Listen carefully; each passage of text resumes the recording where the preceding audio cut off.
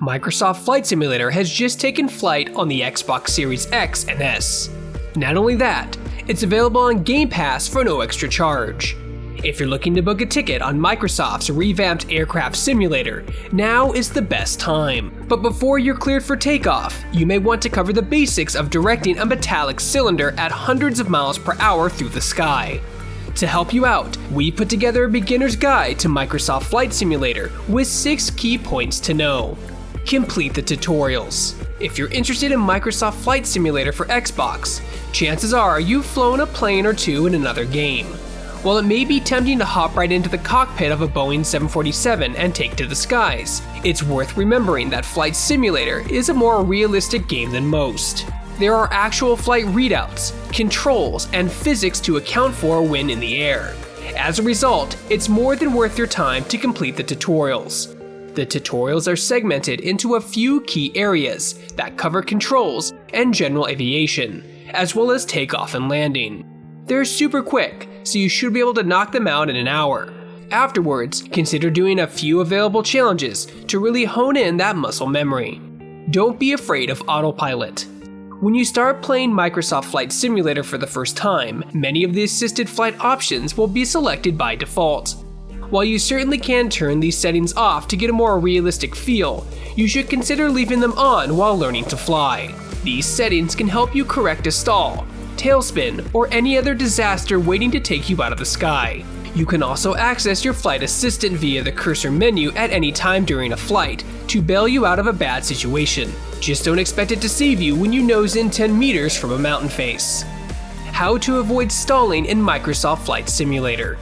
You may notice that while flying a plane upwards, you suddenly lose all airspeed and begin tumbling downward. This process is called stalling, and it occurs when your angle of attack, the angle of your plane relative to the ground, cannot be maintained by your plane's acceleration. An alarm will ring off in most planes, warning that you are about to stall, but to avoid the situation altogether, be sure to climb with a small angle of attack.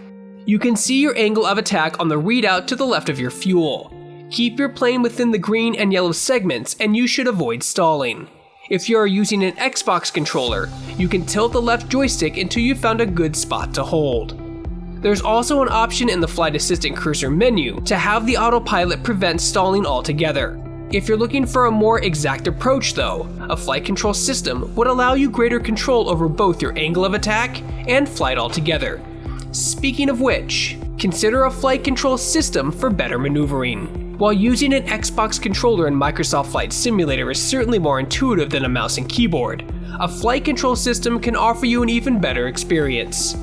The Velocity One Flight Universal Control System is a full-fledged controller built for Microsoft Flight Simulator. It features a true-to-life yoke that can be turned 180 in precise movements to give you complete control over your aircraft.